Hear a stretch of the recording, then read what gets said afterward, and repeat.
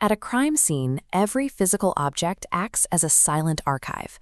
A violent event transfers kinetic energy, and the surrounding environment records the aftermath in whatever material it has available.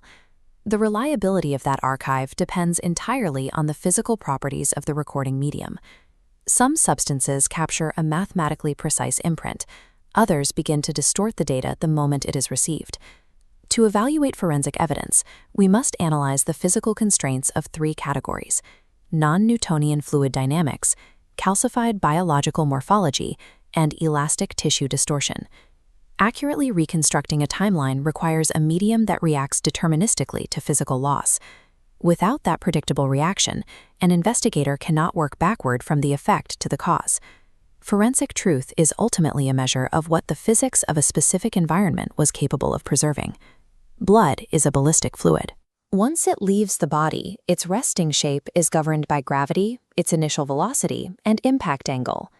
A 90-degree impact forms a circle, while an angled strike stretches into an ellipse.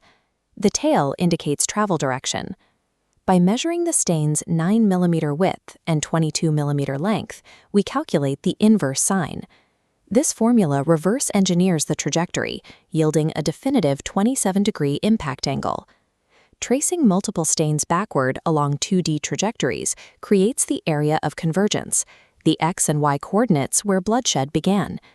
Extending these vectors into the air at their calculated angles intersects to reveal the area of origin, the exact 3D coordinate of impact. Bloodstain pattern analysis is mathematically reliable because it locks abstract motion into a rigid, verifiable spatial coordinate. In one criminal case, a wife claimed she and her husband were asleep in bed when an intruder attacked him directly on the mattress. However, the spatial layout of the blood spatter told a different story. Investigators found heavy impact spatter concentrated on the wall behind the headboard and across the ceiling. The wall featured a void pattern. This is a clean, unstained area within a bloody field that proves an object was present during the attack and moved afterward. The void matched the exact dimensions of a bedpillow propped up against the wall. This proved the victim was not lying flat in bed during the initial blows, but was positioned upright. On the ceiling, investigators identified cast-off patterns, tracks of blood flying off a blunt weapon as it is swung back and forth. Tracing the cast-off vectors and the pillow voids established an area of origin that was physically impossible if the wife's testimony were true. Human memory is malleable, but deterministic geometry cannot be coerced into supporting a fabrication. Forensic anthropology shifts the focus from fluid physics to the biological medium of bone. The skeleton acts as a physical ledger, recording hormones and mechanical stress throughout a lifetime. Identification begins with establishing biological sex. The pelvis is the most accurate dimorphic bone because its structure is governed by the evolutionary mechanics of childbirth. The male pelvis presents a narrow V-shaped subpubic angle, while the female's but opening into a wide, shallow arch in females. We see similar dimorphism in the skull, where male variations are driven by more robust muscle attachment sites. Look at the mastoid process behind the ear and the nuchal crest at the base of the skull.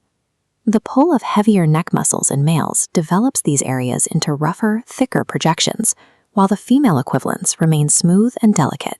Calcified bone acts as a stable hard drive, permanently recording demographic variables that do not shift upon the victim's death. Estimating age requires reading a timeline created by two opposing biological processes, growth and degradation. Subadult age estimation relies on highly predictable growth metrics, like exact dental eruption sequence and the closing of cranial sutures. Anthropologists also track epiphyseal union. In children, the ends of long bones are separated from the main shaft by cartilage. These ends fuse to the shaft at very specific chronological ages, providing a rigid developmental map. In adults, where growth has finished, anthropologists instead measure the slow, predictable degradation of joint surfaces over decades. This is visible in the pubic symphysis and the sternal ends of the ribs. These surfaces move from deep, smooth ridges in youth to porous, hollowed-out edges in old age. Because bone holds its structural integrity, osteology provides an undeniable chronological record. This reliability fails when we move to the third forensic medium, elastic tissue. This is the central problem of bite mark analysis. Bite mark analysis assumes that dental patterns are as unique as fingerprints and transfer perfectly to a victim's skin. To see why this assumption is flawed, we have to look at the recording substrate. Human skin is not a stable, flat plane. It is a highly volatile and elastic material. During a struggle, the skin stretches, twists, and compresses under the teeth. The physics of the impact wildly distorts the dental pattern before it can even be recorded. Once the teeth are removed, the skin's elasticity pulls the mark into a new configuration. Secondary biological reactions like swelling and bruising further warp the imprint, erasing the geometric alignment of the teeth that created it.